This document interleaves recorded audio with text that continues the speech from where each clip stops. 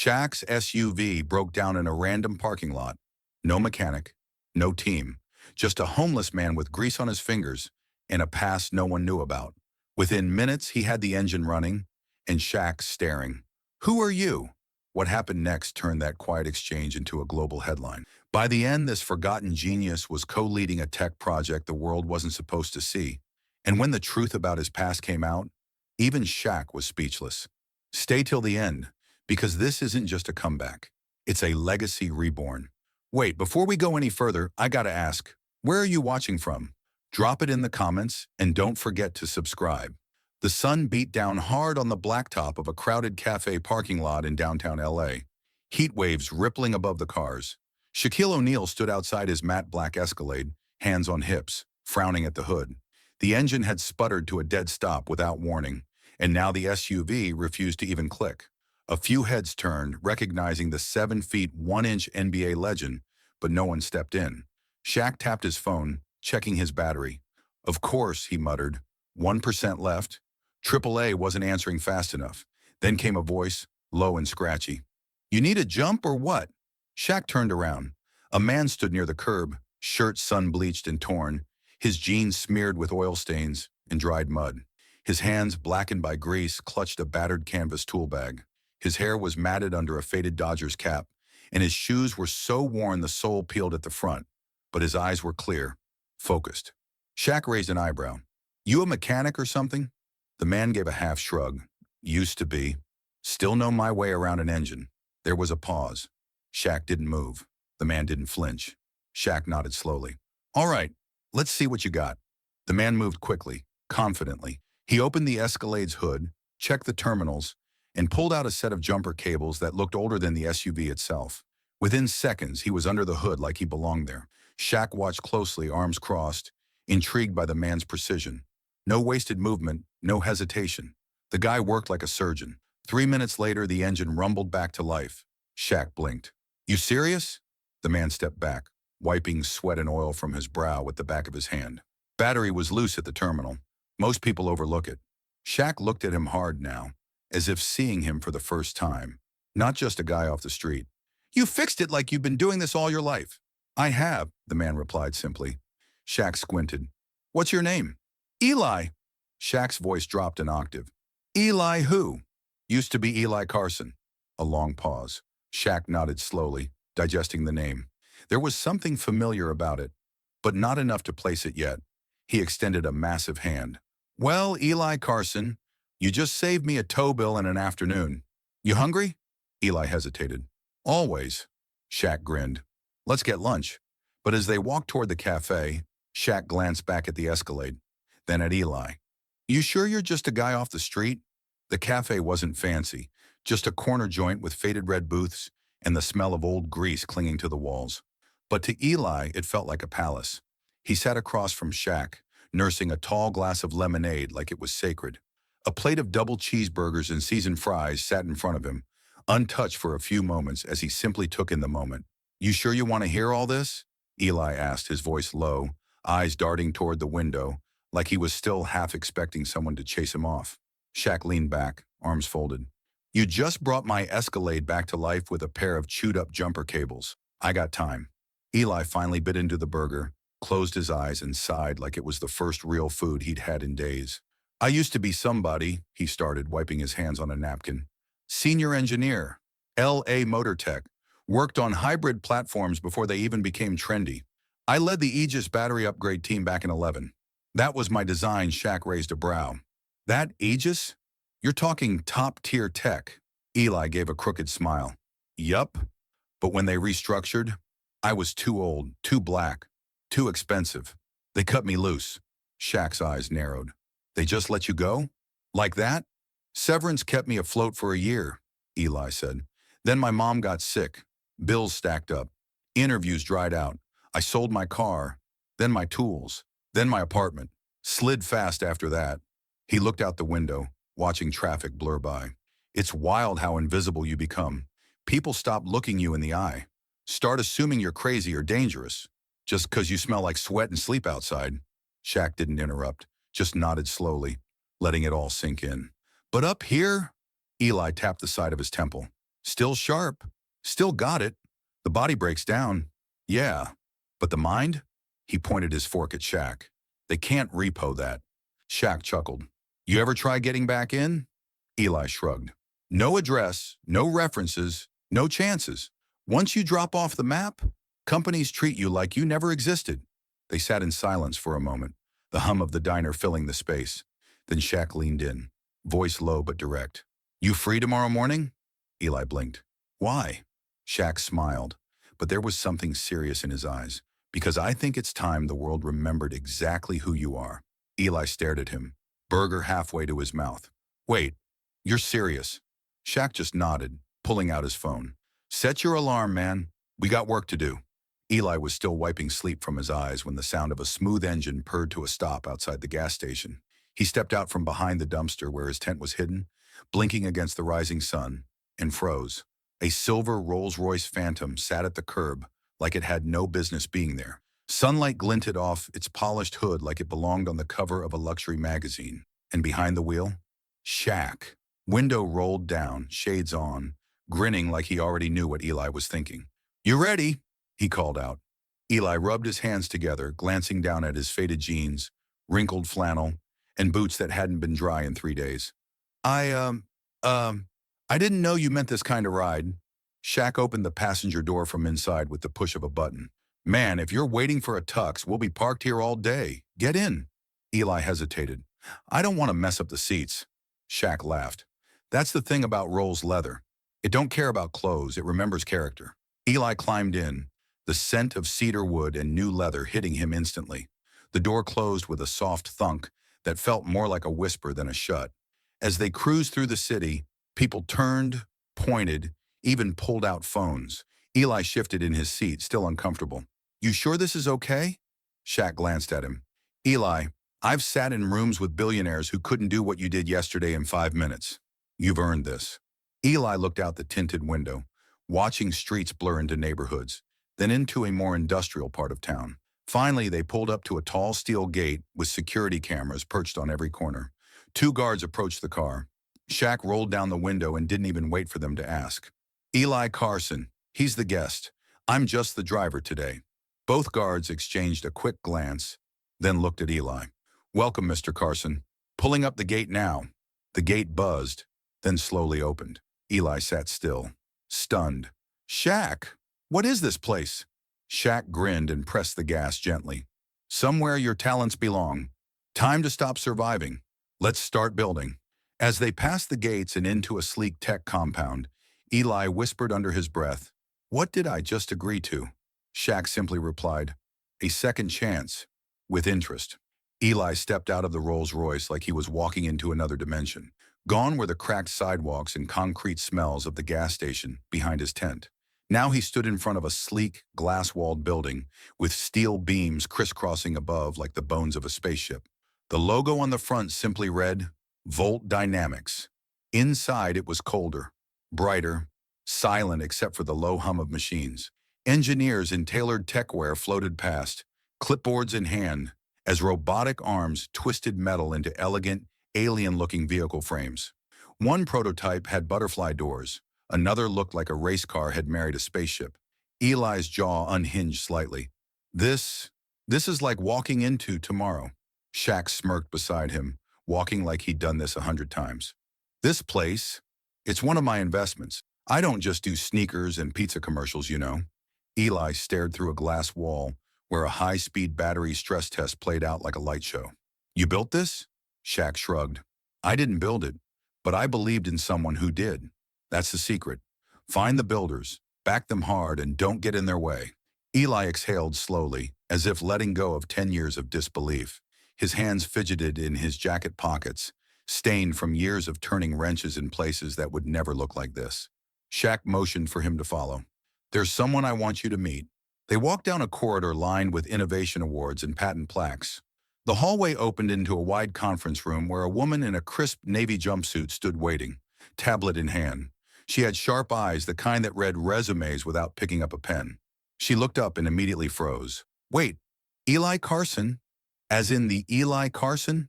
Eli blinked. That depends. She stepped forward, smiling now. You built the Aegis motor platform in 2011, didn't you? Eli's eyes darted to Shaq, confused. How do you... The woman cut in, excitement rising. We studied your designs in graduate school. Half of our drivetrain system was inspired by that platform. You've got fans in this building, Mr. Carson. You just don't know it yet. Eli swallowed hard. His voice barely came out. I thought that platform got shelved. The woman grinned, stepping closer. It didn't. It evolved. And now we want you to help take it even further. By the time Eli stepped into the main engineering bay, something felt different. People were already looking at him, not with confusion or judgment, but with that electric mix of curiosity and quiet awe. A few whispered to each other behind digital schematics. One nodded respectfully as Eli passed. Another offered a cautious smile, almost starstruck. Shaq leaned in. You're trending, by the way. Eli blinked. What? Shaq tapped his phone. Last night I posted a clip. Told them I met a genius who fixed my Escalade faster than the dealership could. Called you the smartest guy no one's talking about. Said it's about time they did. Eli's throat tightened. He didn't know what to say. Didn't know how to feel. The woman in the Navy jumpsuit reappeared, now flanked by two younger engineers. Eli Carson, right? She repeated, holding up her tablet. This post? It's all over our internal group chat. One of the younger engineers stepped forward. You built the torque control algorithm for the Aegis platform. That system still influences how we balance energy efficiency in rapid acceleration models. Eli stared at them like they were speaking another language. Then slowly he nodded. Yeah, I remember. I modeled it after a hummingbird's wing rhythm.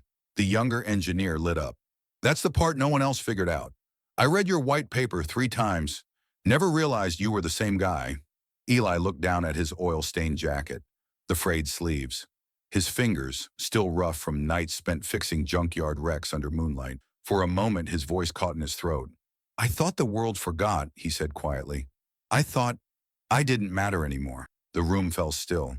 Then the woman stepped forward, softened her tone. You mattered more than you ever knew. Most of us got into EV design because of what you started. You just couldn't see the ripple. Eli rubbed his eyes with the back of his hand, hiding the shimmer building behind them. He didn't want pity, but this didn't feel like pity. This felt like something deeper. Recognition, respect. From behind him, Shaq placed a heavy, reassuring hand on his shoulder. They didn't forget, he said. They just needed reminding. And then the woman added, if you're up for it, there's a flaw in our new propulsion model. Our team's been stuck for 3 weeks. But I think, no, I know. You're the one who can crack it. Eli stood still for a moment, as if time itself had paused just to ask him a question. Are you ready to believe in yourself again? Shaq answered it for him. You're hired, he said. Short-term consultant, weekly pay, starts right now. Eli's eyes widened. Wait, like, actually hired?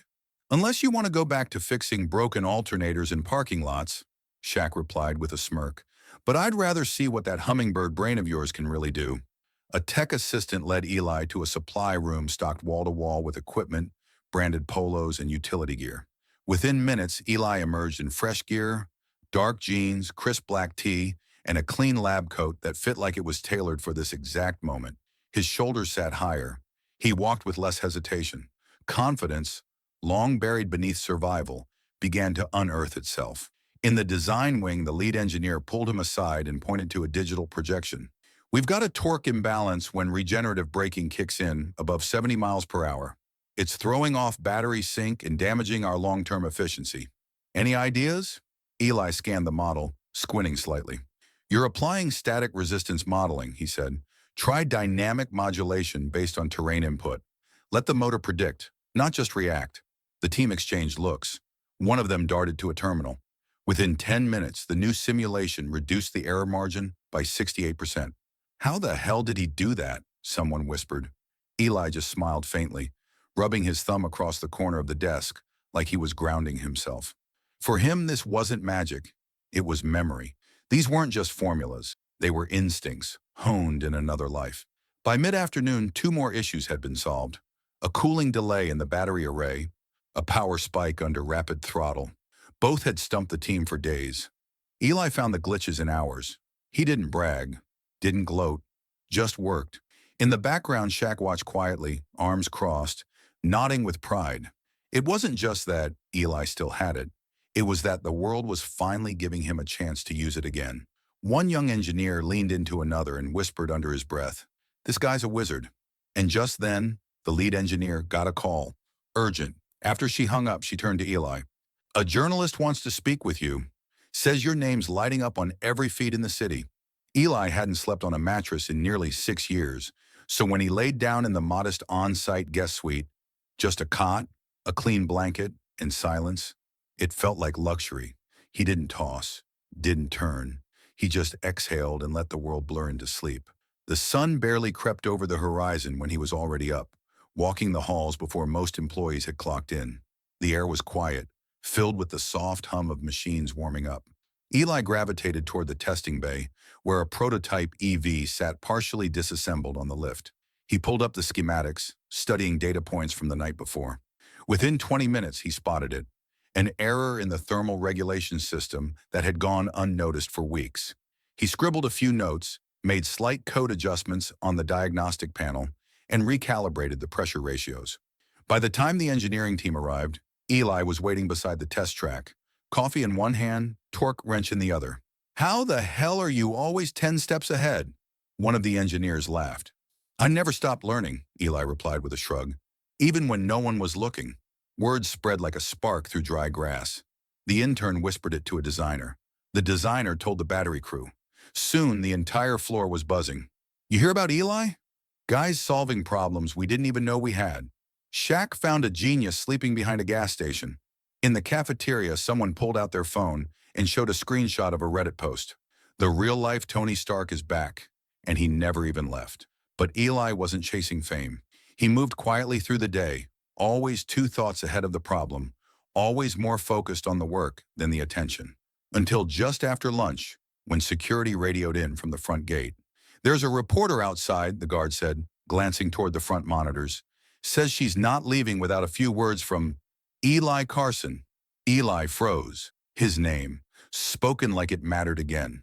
Shaq, standing nearby, leaned over with a grin. "Looks like the world just caught up to what I already knew."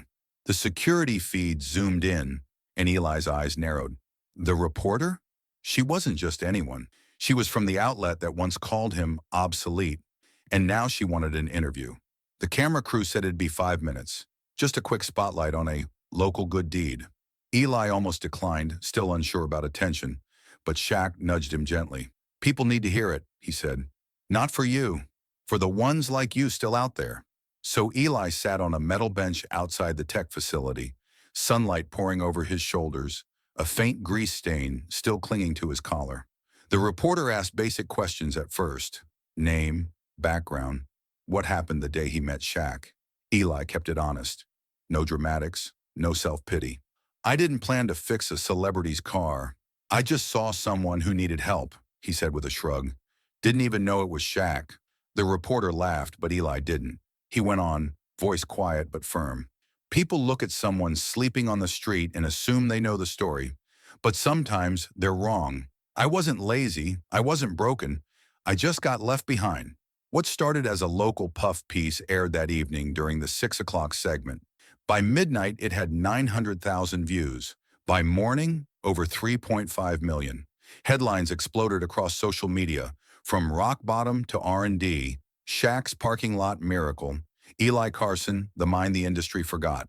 In every clip, Eli stayed grounded. No fancy sound bites, no hero pose. Just a man telling the truth. "I never stopped building things," he said. "Just didn't have a place to do it." The comment section lit up with thousands of stories. Other engineers who'd aged out of companies, workers who'd lost jobs in layoffs, students who felt unseen.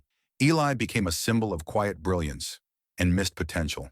Back at the facility, he kept working like nothing changed, fixing battery heat distribution issues, sketching new layouts on napkins during lunch, avoiding his phone until it rang, a number he hadn't seen in years, blocked caller ID. He almost let it go, but something made him answer. "Eli," the voice was cautious, hesitant.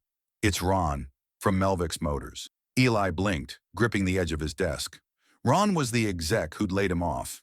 No warning, no severance, no explanation. "I saw the interview," Ron continued. "I think we need to talk." Eli didn't answer right away.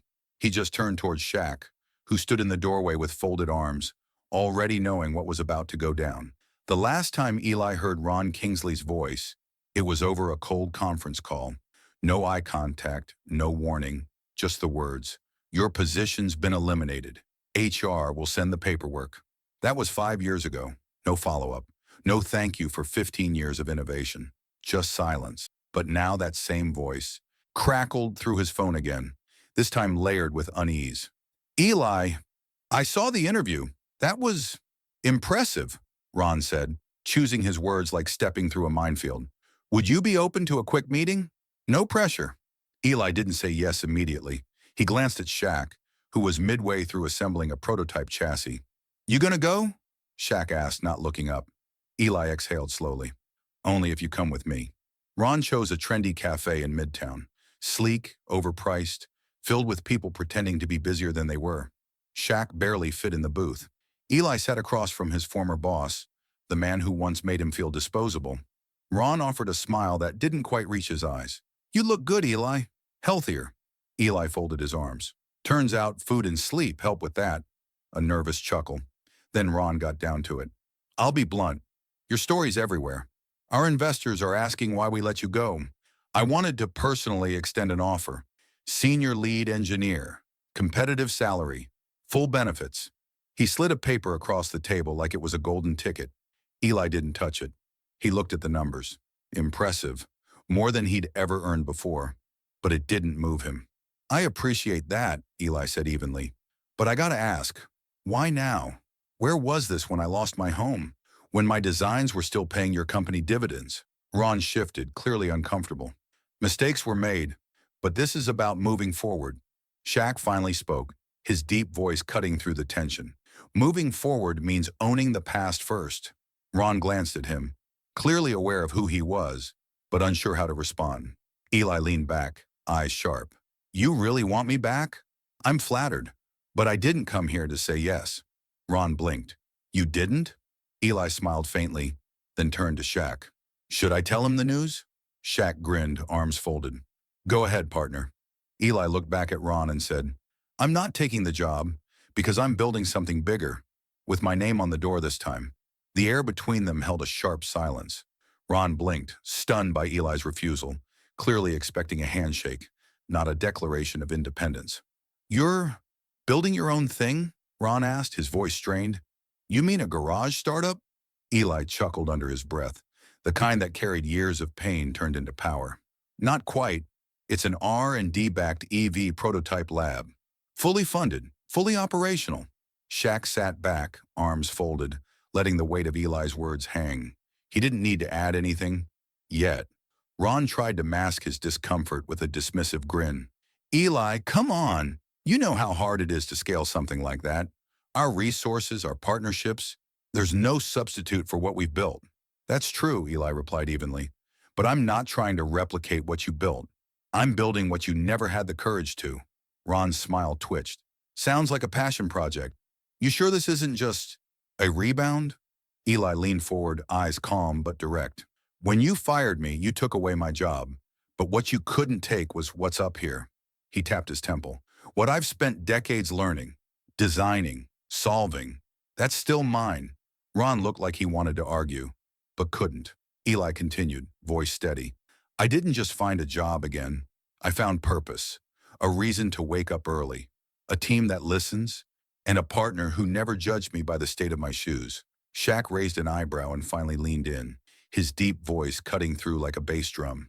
And speaking of partners, he turned slightly to Ron, flashing a grin that didn't quite reach his eyes. He's part owner now. Ron's face froze, the color draining slightly. Part owner? Shaq nodded. Equity, title, vision. Everything your company never gave him, we did. The paper offer still sat between them, untouched, now irrelevant. Ron cleared his throat, trying to regain footing. Well, I hope it works out for you both. Eli stood slowly. It already is. He turned to leave, but paused, then added, and Ron, next time you fire someone, try looking them in the eye. As Eli and Shaq stepped out into the sun, a limo pulled up with a military seal on the side, its passenger window lowered slowly. The driver leaned out and asked, Mr. Carson, Ready for DC? The sun hit different on that block. Eli stepped out of a sleek black sedan onto the cracked sidewalk he used to pace nightly for warmth. The same chain-link fence still buzzed weakly against the abandoned lot. The corner store still had the flickering open sign in the window. Only this time, Eli wasn't looking for shelter or spare change. He carried hope in both hands. In one arm, a hot tray of boxed meals.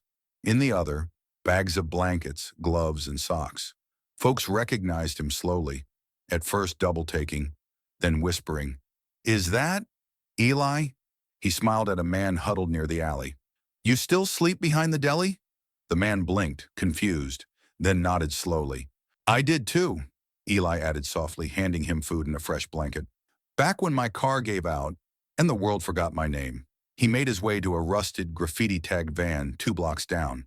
It was still there, someone else's shelter now. Eli didn't disturb the person inside. Instead, he knelt, reached into his coat pocket, and pulled out a folded piece of paper. On it, in clean handwriting, he wrote, "Never forget where you came from. Eli Carson." He slipped it under the wiper, stood and exhaled. The scent of asphalt, diesel, and roasted peanuts from the corner vendor hit him all at once. Nostalgia wrapped in survival. As he turned to leave, a group of kids stopped him near the rec center. One of them held up a phone, eyes wide. You're that guy from the video. You worked with Shaq, right?" Eli chuckled. "Work with," he corrected, giving the boy a fist bump. Just as he stepped back into the car, his phone buzzed. "Unknown number." He answered, curious. A crisp, professional voice greeted him. "Mr. Carson, this is Sophia Wen from the Global Future Mobility Conference. We saw your story. The board was unanimous. Would you consider being our keynote speaker in Geneva next month?" Eli froze, momentarily stunned. He looked out the window, watching a teenager shoot hoops on the same bent rim he'd stared at during some of his darkest nights. His voice came steady. "Yes, I'd be honored." As the call ended, the boy with the basketball jogged over again. "You coming back next week?" Eli smiled, gripping the door handle. "Next week? I'm gonna need a passport." The room was electric before Eli even said a word. Spotlights bathed the gleaming stage at the Global Future Mobility Conference. And beyond the curtain, murmurs of anticipation built into applause the second Eli Carson's name was announced.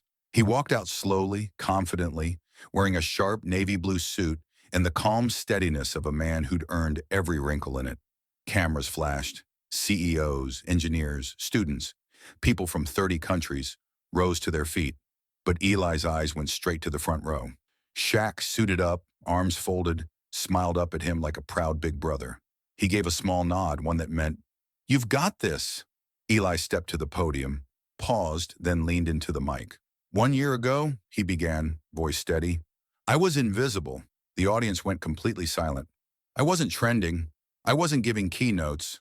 I wasn't in a lab designing anything. I was sleeping behind a gas station, fixing whatever broke, except myself." People leaned forward, hooked. Not because I wasn't capable, but because once the world decides your value has expired, it stops looking at you altogether. He took a breath, scanning the faces. But then someone did look. Shaquille O'Neal, not as a celebrity but as a human, saw me. And instead of asking what I lost, he asked what I still had. And I had this. He tapped his temple gently. Scattered applause erupted, then grew. Eli continued. "Now I co-lead one of the most promising electric vehicle prototypes in the country. I didn't get lucky. I got seen. And sometimes, that's all it takes." He clicked to the final slide behind him. It was a picture, grainy, black and white, from a security cam. It showed him in torn jeans and a hoodie, jump-starting Shaq's Escalade. Gasps rippled across the room. "I keep this frame in my office. Not to remember how far I fell, but how fast things can rise when someone believes in you." The applause came again, louder, fuller. He closed with the line that would echo across the internet hours later. "Sometimes it takes just one person to say, 'I see you,' and that's when everything changes." The crowd surged to their feet in a thunderous standing ovation. As Eli stepped down, he passed Shaq. The two didn't high-five or hug, just exchanged that look they'd come to share. Quiet respect. Eli leaned in and whispered, voice cracking just slightly, "You didn't just give me a shot. You gave me my life back." Shaq smiled, clapped him on the back, and whispered back, "Nah, man, You were never gone. The world just needed to catch up.